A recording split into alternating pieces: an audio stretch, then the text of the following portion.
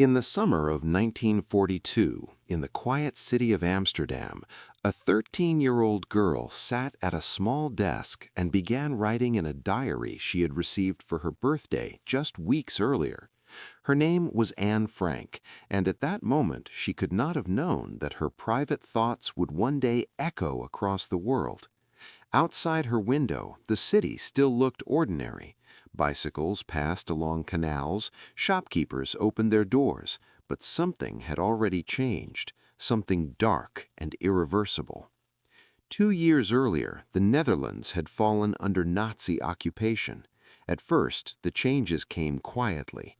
Jewish citizens were required to register, then to wear yellow stars, then to give up their businesses, their freedoms, their dignity. Step by step, their world grew smaller. Anne watched it happen around her. She saw friends disappear from school, neighbors vanish without explanation, and soldiers patrol the streets that once felt safe. Her father, Otto Frank, understood what these signs meant. He had already fled Germany once to escape persecution, and now history was repeating itself. But this time, there was nowhere left to run. So instead of fleeing the country, he made a different plan, one that depended on secrecy, trust, and silence. Behind his business office at Prinsengracht 263, there was a hidden space, concealed behind a movable bookcase. It was small, cramped, and cut off from the outside world. This would become their refuge. In July 1942, when Anne's older sister Margot received a summons to report to a Nazi labor camp, the decision could no longer wait. The family disappeared overnight. Anne later wrote that going into hiding felt like stepping into a strange, silent world. They left behind everything, home, school, friends, and entered a place where even the smallest noise could mean danger.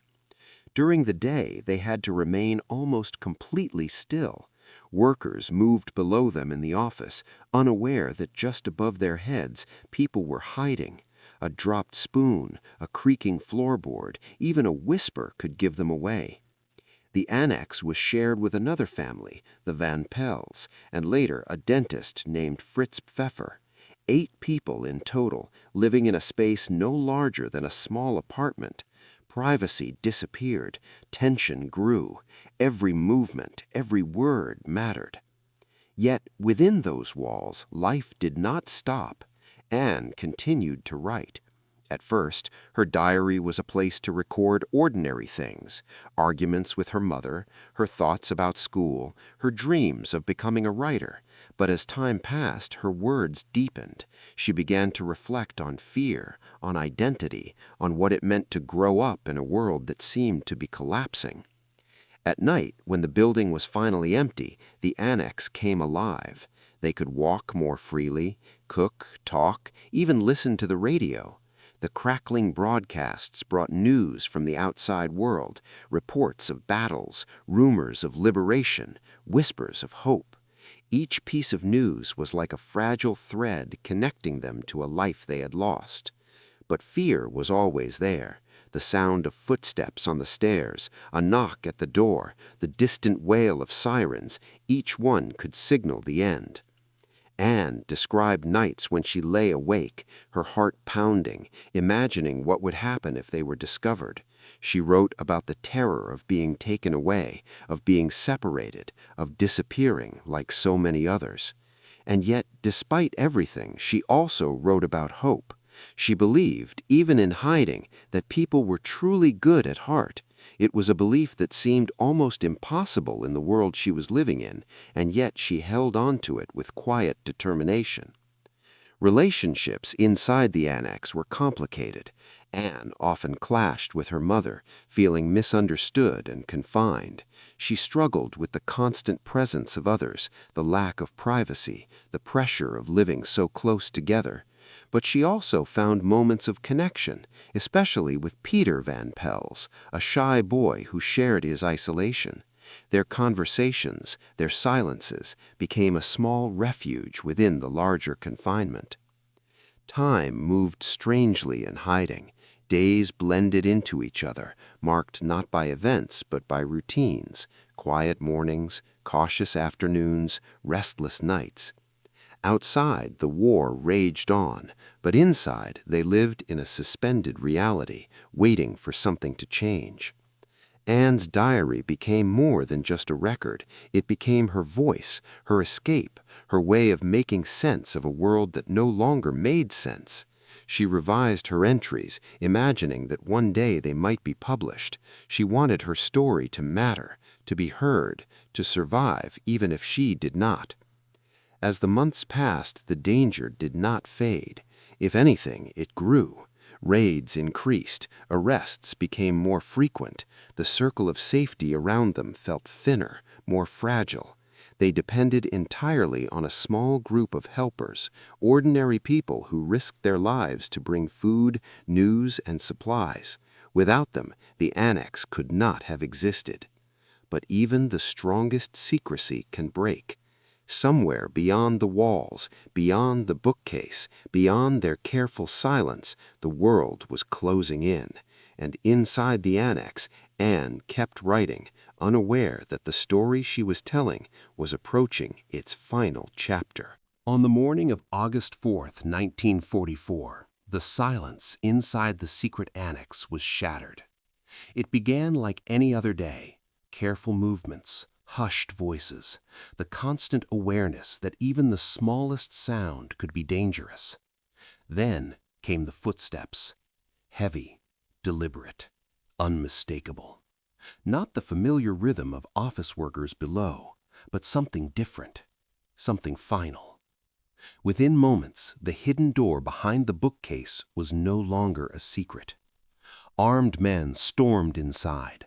The Annex, once a place of fragile safety, became a trap. There was no time to hide, no time to think. After more than 2 years of living in silence, the people inside were suddenly exposed, surrounded, and powerless. Anne Frank and the others were ordered to gather their belongings. But what do you take when your entire world fits into a few rooms, and even that is about to be taken away? Anne's diary, the place where she had poured out her fears, dreams, and thoughts, was left behind. No one knew exactly who had betrayed them. To this day, it remains one of the most haunting questions in history. Was it a stranger, someone who had noticed unusual activity, or someone closer, someone who knew? In that moment, it didn't matter. The result was the same. The years of hiding, the careful planning, the constant fear, it had all led to this. They were taken downstairs, past the very offices where people had worked just hours earlier, unaware of the hidden lives above them. Outside, Amsterdam continued as usual. Bicycles rolled past, people walked along the canals, the world moved forward. But for the 8 people from the Annex, everything had stopped. They were first brought to a local prison for questioning. The uncertainty was suffocating. No one told them what would happen next. Days blurred together as they waited, surrounded by others who had been captured, each with their own story, their own loss. The fear that had once been confined to whispers in the night was now real, immediate, unavoidable. Soon after, they were transported to a transit camp called Westerbork. It was not a place of refuge, it was a place of waiting. Waiting for trains, waiting for orders, waiting for a fate that everyone feared, but few dared to speak aloud. Here they were no longer hidden individuals, they were prisoners, reduced to numbers, stripped of identity. Life in the camp was harsh and humiliating. They were assigned to hard labor, working long hours under constant supervision. The sense of uncertainty grew heavier with each passing day. People arrived, people left, and everyone knew that those who left were not going somewhere better. Anne, who had once written about hope and humanity, now faced a reality far beyond anything she had imagined in her diary. The world she had observed from behind a bookcase was now unfolding around her in its most brutal form. Then came the train. In September 1944, the Frank family and the others from the Annex were placed onto one of the last transport trains leaving Westerbork for Auschwitz. The journey itself was a nightmare. Crammed into cattle cars, with little air, little water, and no certainty of where they were going, they were packed together with hundreds of others. The doors were sealed shut. Time lost meaning. For days, the train moved through occupied Europe. Inside, there was no escape from the heat, the thirst, the fear. People clung to each other, trying to hold on to some sense of humanity in conditions designed to strip it away.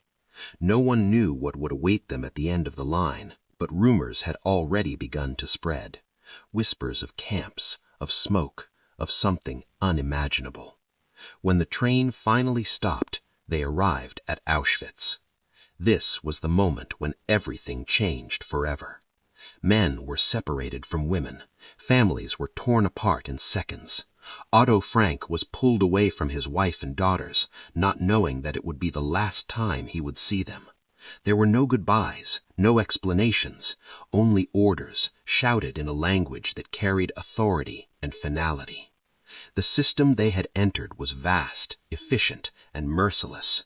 It did not care who they were, what they had been, or what they had dreamed of becoming. It reduced them to numbers, to labor, to survival. And yet, even in this place, people tried to hold on, to memories, to hope, to each other. But the further they were pulled into the machinery of the camps, the harder it became to believe that any of them would ever return. What had begun as a hidden life behind a bookcase was now becoming a journey into one of the darkest chapters in human history. And for the Frank family, the worst was still to come. When the train doors opened at Auschwitz, the world the Frank family had known ceased to exist. The air itself felt different, thick, heavy, filled with smoke and something far more unsettling that no one could yet fully understand. People were shouting, dogs barking, guards giving orders that had to be obeyed instantly. There was no time to process, no time to resist. Everything moved with terrifying speed. Otto Frank caught only a final glimpse of his daughters, Anne Frank and Margot, as they were pushed into a separate line with the women. It was a silent moment, but one that carried a weight neither he nor they could fully grasp at the time. They still believed, at least in some distant corner of their minds, that they might see each other again. Inside the camp, the process began immediately. Prisoners were stripped of their belongings, their clothes, their identities. Names were replaced with numbers. Hair was cut. Personal items, photographs, letters, anything that connected them to their past were taken away. What remained was only survival. For Anne and her sister, the shock was overwhelming. Just weeks earlier, they had been hidden in a cramped annex, clinging to routine and hope. Now they stood in a place designed to erase both. The scale of Auschwitz was impossible to comprehend at first. Endless rows of barracks, barbed wire stretching into the distance, watchtowers looming overhead. It was a world built on control, fear, and exhaustion. Days quickly fell into a brutal rhythm. Long hours of standing and roll call, often in freezing or wet conditions. Hunger that never left, a constant ache that grew sharper with time. Work details that drained every ounce of strength. Illness spreading silently through overcrowded barracks. There was no privacy, no rest, no sense of safety. And yet, even here, fragments of humanity remained. Anne and Margot stayed together, supporting each other as best they could. In a place where everything was uncertain, their bond became a lifeline. They shared what little food they had, whispered to each other in the dark, and tried to hold on to the memory of who they had been before the camp. But Auschwitz was only the beginning. As the war progressed and the front lines shifted, the Nazis began evacuating prisoners from certain camps. In late 1944, Anne and Margot were transferred again, this time to Bergen-Belsen. If Auschwitz had been a place of industrialized cruelty, Bergen-Belsen was something different, something perhaps even more chaotic and desperate. There were no gas chambers there, but that did not mean it was safer. Bergen-Belsen was overcrowded beyond capacity, tens of thousands of prisoners crammed into a space that could not support them. Food was scarce, water contaminated, and disease spread rapidly. The camp had become a place of slow collapse, where survival depended not just on strength, but on luck. Typhus began to spread. It moved silently at first, carried by lice, thriving in the filth and overcrowding. Then it exploded, infecting thousands. Fever, weakness, delirium. Once it took hold, there was little chance of recovery. Bodies grew thinner, faces hollow, eyes distant. The line between life and death blurred more with each passing day. Anne, who had once filled pages with thoughts, ideas, and dreams, now faced a reality where even standing required effort. Witnesses later recalled seeing her there, no longer the lively girl from the annex, but someone changed by exhaustion and illness. And yet, even then, there were moments when she spoke of hope, when she imagined life after the war, when she still believed in something beyond the barbed wire. Margot fell ill first. Weakened by months of hardship, her body could no longer fight the disease. She grew quieter, more fragile, until one day she collapsed from her bunk. There were no doctors to save her, no proper care, no way to stop what was happening. Her death came not with ceremony, but with silence, like so many others around her. For Anne, the loss was devastating.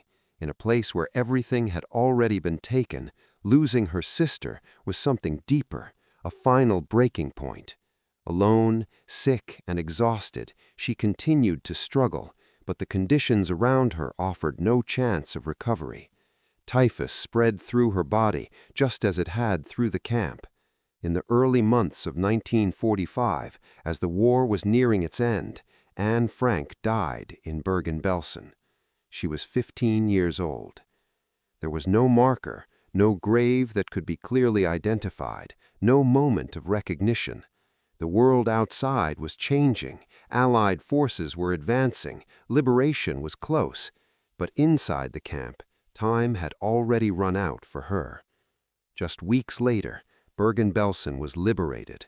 Soldiers who entered the camp were confronted with scenes they could barely comprehend. Thousands of unburied bodies, survivors too weak to stand, a place that had become a symbol of absolute human suffering. But by then, Anne and Margot were gone.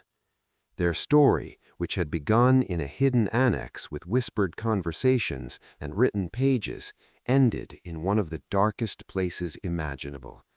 And yet, unknown to them, their voices, especially Anne's, had not been lost, because far away, someone was still waiting. When the war in Europe finally came to an end in May 1945, the world began to uncover the full scale of what had happened inside the camps. For those who had survived, liberation did not feel like a sudden return to life. It felt like waking up in a world that no longer made sense. Among those survivors was Otto Frank, the only member of his immediate family who would make it back. He had remained in Auschwitz while his wife and daughters were sent elsewhere. By the time the camp was liberated by Soviet forces in January 1945, Otto was weak, malnourished, and surrounded by loss. Survival had come at a cost he could not yet fully understand. Like many others, he held on to one fragile hope, that somewhere, somehow, his family might still be alive. After weeks of recovery, he began the long journey back to the Netherlands. Travel across post-war Europe was slow and uncertain. Cities were damaged, infrastructure broken, and millions of people were displaced. Every step forward carried both hope and dread. For Otto, the journey was not just about returning home, it was about searching. When he finally arrived in Amsterdam, the city felt both familiar and completely changed. The streets were the same, the canals unchanged, but the people were different. So many were missing. So many stories had ended without explanation. He made his way back to the place where they had once hidden, the building on Prinsengracht. There, he was reunited with the people who had helped keep them alive for over 2 years. They had risked everything to protect the family, and now they were among the few links left to that past. It was through them that Otto began to learn the truth. At first, the information came slowly, in fragments, names of camps, dates, reports from survivors. Each piece filled in part of the story, but also deepened the loss. He learned that his wife, Edith, had died in Auschwitz. Later, confirmation came about his daughters. Anne Frank and Margot had been transferred to Bergen-Belsen, and they had both died there, just weeks before liberation. There was no moment that could prepare him for that knowledge.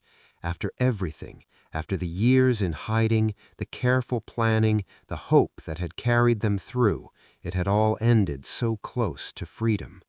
Otto Frank was now alone. But in that same building, something else had survived. One of the helpers, Miep Gies, had preserved Anne's writings after the arrest.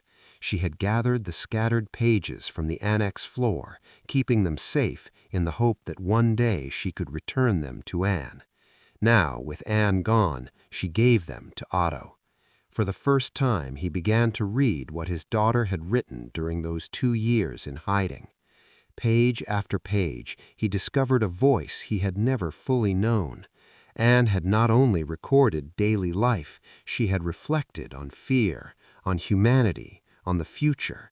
She had written about him, about their family, about her struggles and her hopes. There were moments that made him smile, and others that were almost too painful to continue reading. He later said that through the diary, he came to understand Anne in a way he never had before. But these writings were not only personal, they carried something universal.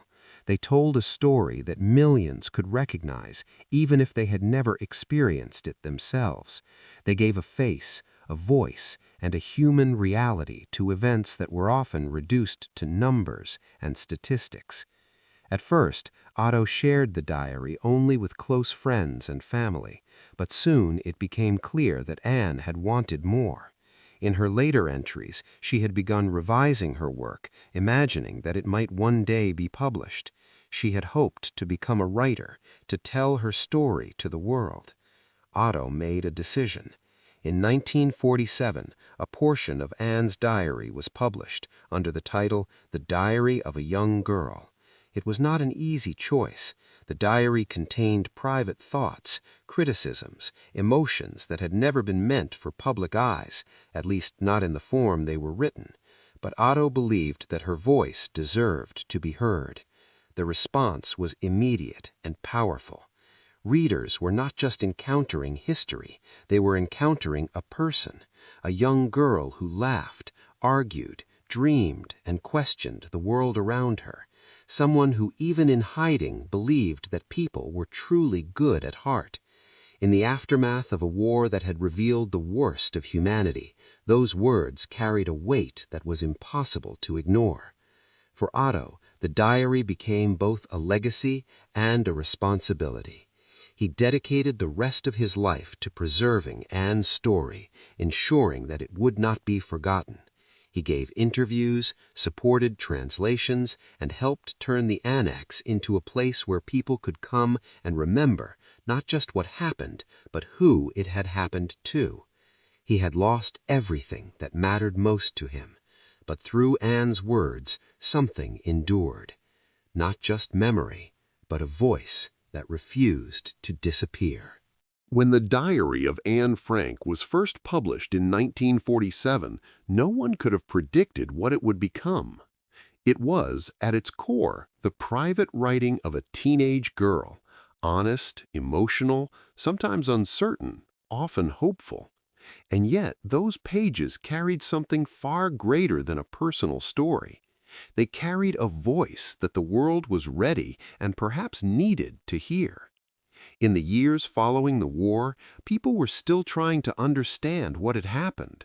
The scale of destruction, the loss of millions of lives, the cruelty revealed inside the camps, it was almost impossible to grasp.